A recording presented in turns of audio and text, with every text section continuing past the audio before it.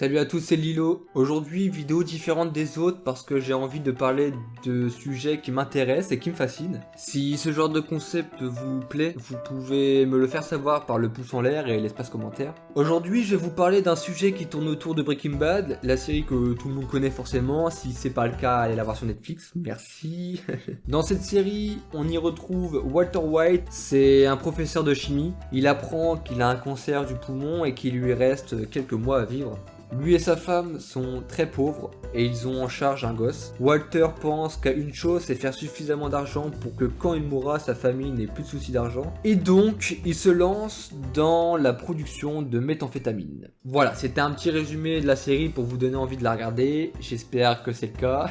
Je vais vous raconter l'histoire du vrai Walter White, celui qui aurait pu donner les inspirations de la série. Bon, le réalisateur de la série, lui, nie totalement sur le fait de s'être inspiré du mec qu'on va parler, mais vous allez voir, c'est assez flagrant. Il y a exactement deux Walter White aux États-Unis qui sont connus pour le trafic de méthamphétamine. Alors, il y a un Walter White dans l'Alabama et un autre Walter White dans le Montana. Alors, je vais commencer par vous parler du moins intéressant, c'est celui du Montana. Alors, on pourrait avoir quelques ressemblances avec la série, mais là, ce n'est pas le cas, on n'a pas grand-chose à dire, mis à part qu'il s'est fait choper par une caméra de surveillance en train d'échanger des coups de feu avec son fils, parce que Walter lui devait 10 000 $ tout simplement, donc là, voilà. On se tire dessus entre père et fils, c'est l'estate, hein. Quelques temps après, ils ont été tous les deux relâchés, son fils plaide non coupable aux accusations d'agression, et Walter, lui, n'a pas été inculpé dans l'affaire. Donc, il s'en sort plutôt bien, directement il se remet dans le trafic de la meth, et se refait choper quelques mois plus tard, en transportant d'énormes quantité de drogue. Alors après ça, le Boog nous a fait une 6ix9ine en balançant tout ce qu'il savait, le nom de ses fournisseurs jusqu'à l'adresse même. Tout le monde a été arrêté. Walter White du Montana, c'est fini. Maintenant, on passe à Walter White dans l'Alabama. Alors, lui, il est considéré par tous les fans de la série comme le véritable Walter White. Comparé à celui du Montana, celui-ci, il a fait beaucoup plus parler de lui. Là, pour le coup, il y a beaucoup de ressemblances avec la série. On parle pas là d'un simple dealer de meth, mais quelqu'un qui a été à un moment l'homme le plus recherché de l'Alabama.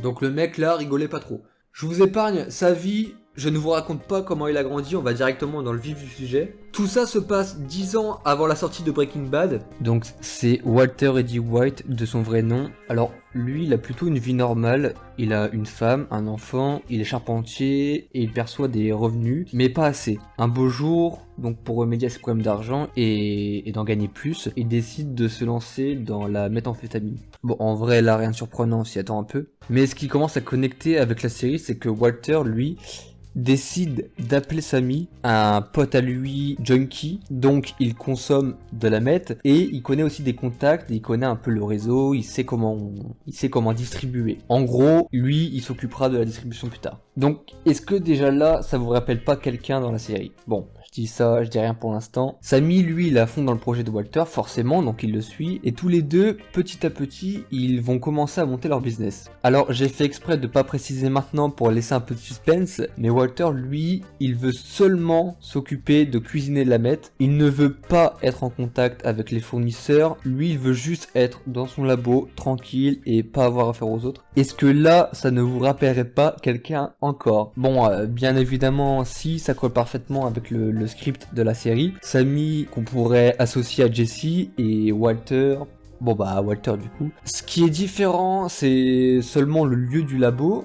Donc le vrai Walter, lui, il cuisinait dans un petit cabanon de jardin en bois, alors que dans la série, c'est principalement dans un camping-car ou dans un sous-sol. Ou dans un garage aussi, mais pas un cabanon. Voilà, donc là, c'est un résumé vite fait de son histoire. On voit déjà quelques ressemblances, mais là c'est pas fini, je vais vous résumer d'autres ressemblances avec la série.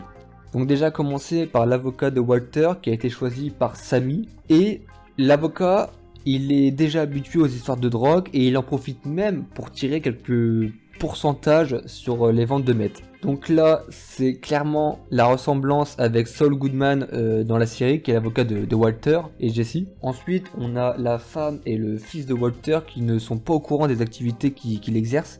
Donc forcément, il devient de plus en plus absent avec sa famille. Sa femme demande le divorce et la garde des enfants. Là encore, ça nous rappelle Breaking Bad. On a son fils aîné qui lui dit qu'il n'est plus le même homme qu'avant et qu'il a radicalement changé. Je me souviens d'une scène dans Breaking Bad où Walter et son fils sont en train de discuter, où en gros Walter Jr. lui dit qu'il n'est plus le même homme qu'avant, patati patata. J'ai lu aussi que d'autres personnes pensent que ça fait allusion à la transformation de Walter en Heisenberg dans la série. Chacun ses théories. Et ensuite, j'allais oublier le plus important, mais c'est que Walter, à cette époque, quand il était dans le business, il fabriquait la meth la plus pure d'Alabama. Et même lui, encore aujourd'hui dans les interviews, il le dit, qu'il fabriquait la meth la plus pure. Vous pouvez retrouver un documentaire qui a été réalisé par Vice sur YouTube. En gros, en 2013, ils ont été rencontrer le Walter en question. À la fin du documentaire, donc qui a été fait en 2013, je vous rappelle, ils ont dit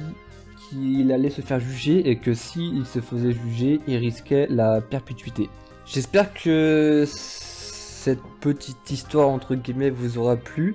Bien sûr, il existe encore plein d'autres théories, mais je vais pas tous les dire, sinon la vidéo est infinie. Malheureusement, je les connais pas tous non plus. Je voulais juste vous parler de ça, en fait, de la vraie histoire du vrai Walter White. Alors, si ça vous intéresse, et si j'arrive aussi à trouver plein d'informations, je peux faire une vidéo spécialement sur ce personnage. Donc j'ai bien dit si j'arrive à trouver des informations parce que c'est compliqué. Si je tape son prénom et son nom dans la barre de recherche Google, je tombe que sur des informations en rapport avec Breaking Bad. Si ça peut vous plaire, n'hésitez pas à me le dire, j'irai me renseigner.